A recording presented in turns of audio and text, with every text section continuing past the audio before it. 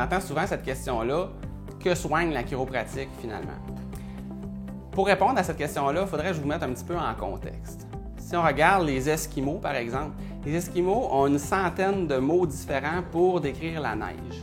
Qu'elle soit mouillée, qu'elle soit sèche, qu'elle soit craquante, qu'elle soit agglomérée ou en flocons individuels, ils ont des mots différents pour la décrire. Mais en fait, la neige, ça se trouve être de l'eau qui manque d'énergie. Donc, l'état le plus commun de l'eau, c'est liquide. Sur la planète, c'est sous forme liquide. Moins l'eau a d'énergie, plus qu'on a tendance à la retrouver sous forme de glace. Et plus l'eau a d'énergie, plus qu'on la retrouve sous forme de vapeur. En ce qui concerne la santé, c'est l'état le plus commun. Donc, c'est l'état de base, l'état le plus naturel qu'on retrouve chez les gens. Et à ce moment-là, quand on parle de malaise ou de maladie, c'est quand il y a moins d'énergie qui s'exprime dans le corps. Et puis, quand il y a plus d'énergie qui s'exprime dans le corps, là, c'est le bien-être et la plénitude. Okay? Fait que le parallèle est là.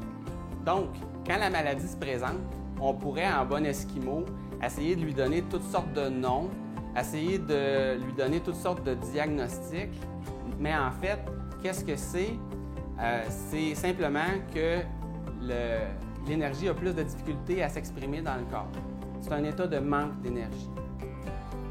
Le pouvoir de la chiropratique, c'est de permettre au corps d'exprimer un plus haut potentiel d'énergie de façon à retourner au moins au programme de base qui est la santé.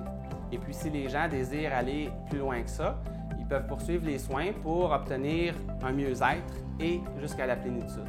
Donc, les soins chiropratiques ne sont pas orientés pour régler un bobo, en fait, mais c'est vraiment plus de prendre soin de la personne pour lui permettre de régler elle-même ses malaises et ses maladies.